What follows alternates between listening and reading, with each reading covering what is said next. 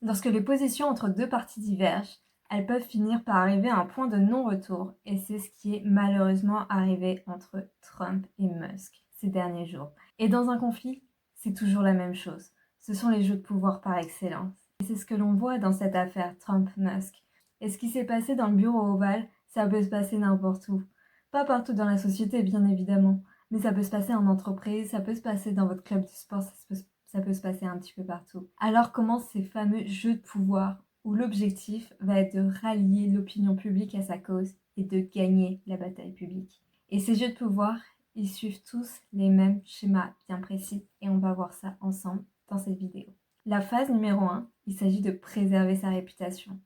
Et Robert Greene l'a très bien compris dans son livre Les 48 lois du pouvoir. Préservez votre réputation à tout prix, c'est le fondement du pouvoir. Cette loi numéro 5, elle est tellement pertinente dans ce cas présent. Préserver sa réputation, quoi qu'il en coûte, et quel qu'en soit le prix, quitte à sacrifier une amitié comme celle qui avait lié Trump à Musk. Parce que préserver son image, c'est préserver ses soutiens, c'est préserver son influence et sa position sociale. Et les deux en ont besoin, que ce soit Trump ou Musk.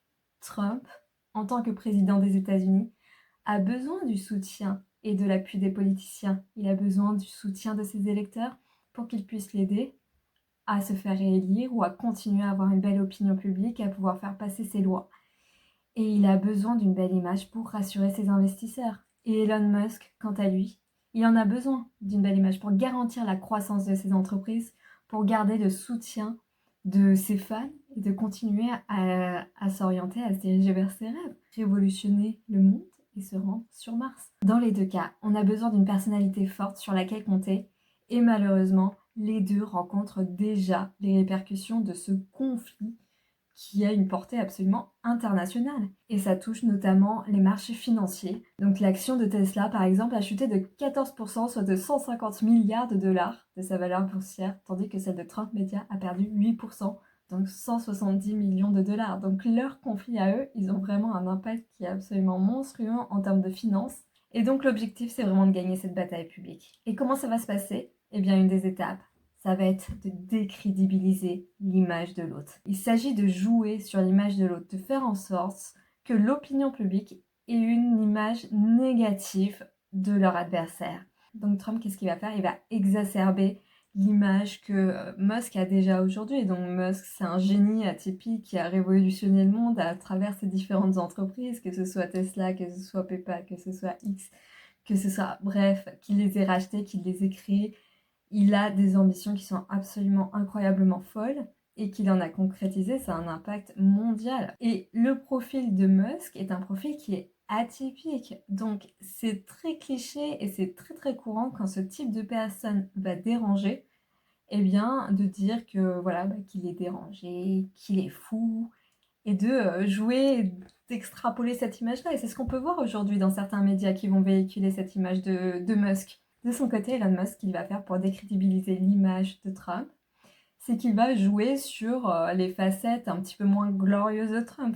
Donc elles sont bien connues, mais il va faire des bons petits rappels. Donc par exemple que Trump, il a un côté, on va dire, peu politiquement correct et pas forcément très noble à l'égard des fans, donc ça on a pu le voir et le revoir. Il va rappeler que Trump a été associé au personnage Epstein. Epstein qui a été coupable d'infractions sexuelles. Il a été notamment accusé de trafic sexuel de mineurs, d'exploitation sexuelle à grande échelle, impliquant des jeunes filles. Et il a été soupçonné de gérer une île privée, donc qui aurait servi à ses abus en fait. Donc tout ça, Musk le rappelle dans un de ses posts Twitter où, où il y a ce petit focus où on voit Trump dans une soirée avec Epstein en train de regarder des belles jeunes femmes et puis voilà. Donc chacun des deux personnages cherche à décrédibiliser l'autre, cherche à mettre en avant une facette qui est négative de leur interlocuteur, de leur adversaire pour gagner cette bataille de l'opinion. Et ça fait que certains vont se détourner de l'un ou de l'autre et vont choisir le camp de l'adversaire. Et c'est ça l'objectif. C'est un objectif d'influence, c'est un objectif qui est très fort, vraiment faire changer la vie de certains.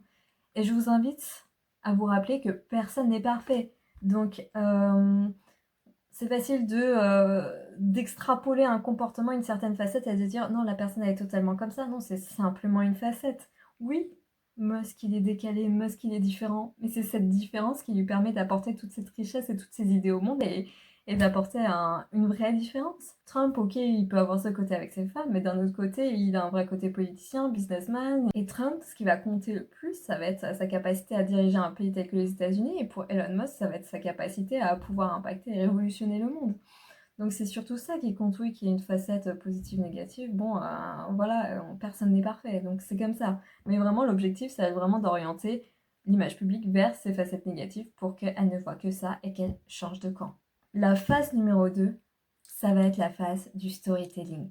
Chacun va chercher à préserver son image et à dire « bah moi j'ai bien fait, c'est l'autre qui est en tort ».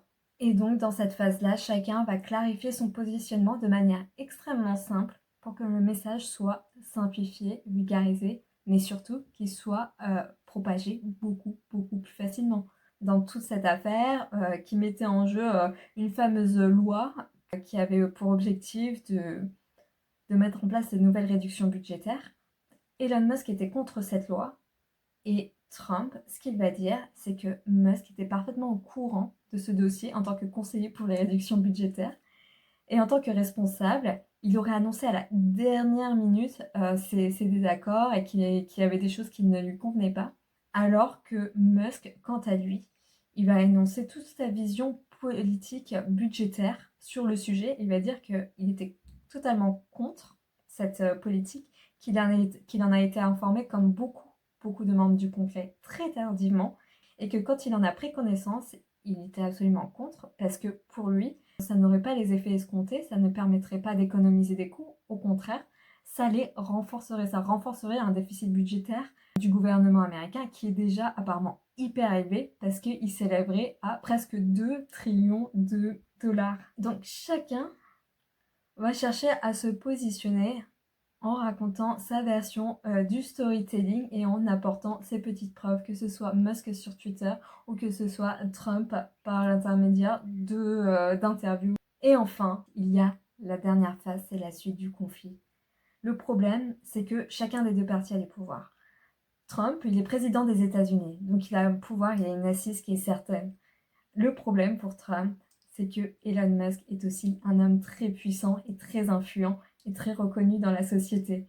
Donc, ça aurait été un conseiller qui n'aurait pas eu la réputation d'Elon Musk, bah, Trump aurait pu, s'il avait été en désaccord avec cette politique-là, ça n'aurait absolument pas eu autant d'impact et autant d'effet que ça a aujourd'hui. Parce que Elon Musk, aujourd'hui, a cette capacité à pouvoir utiliser X qu'il a racheté, anciennement Twitter, pour pouvoir partager son opinion et pour pouvoir influencer l'opinion publique et pour pouvoir informer sur l'état budgétaire du gouvernement américain aujourd'hui. Le problème avec Elon Musk, pour Trump, c'est qu'il va parler, c'est qu'il va énoncer son avis et qu'il va l'énoncer sur une portée internationale. Et c'est très dérangeant, c'est très dérangeant. Ça aurait été un conseiller qui n'aurait pas eu autant d'influence, cette affaire, elle n'aurait pas eu autant de portée et d'impact. Et là, en fait, le petit couac, c'est qu'en fait, Elon Musk, c'est un entrepreneur à succès, mais ça reste un entrepreneur. Et le monde de la politique, il va être différent de ce monde d'entrepreneuriat. Le monde de la politique, ça va être beaucoup de relationnel, ça va être beaucoup de...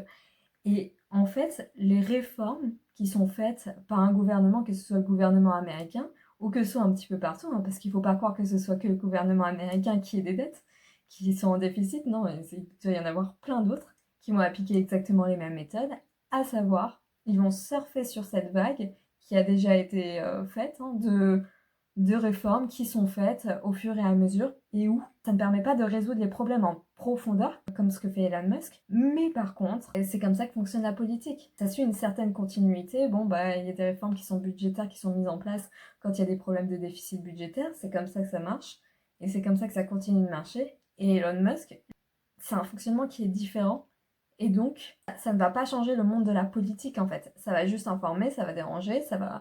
Voilà. Parce que l'objectif, c'est de faire passer des lois que l'opinion serait susceptible d'accepter et de voter. Car parler de sujets qui font vraiment la différence, c'est s'exposer comme Elon Musk le fait aujourd'hui. Et c'est déranger les autres, c'est déranger les politiciens, c'est déranger Trump, comme Elon Musk ose le faire aujourd'hui. Et en fait, dans les prochains jours, ça va être très intéressant de voir quelles vont être les répercussions de justement du bruit qui est en train de faire Elon Musk sur toute cette histoire de déficit budgétaire.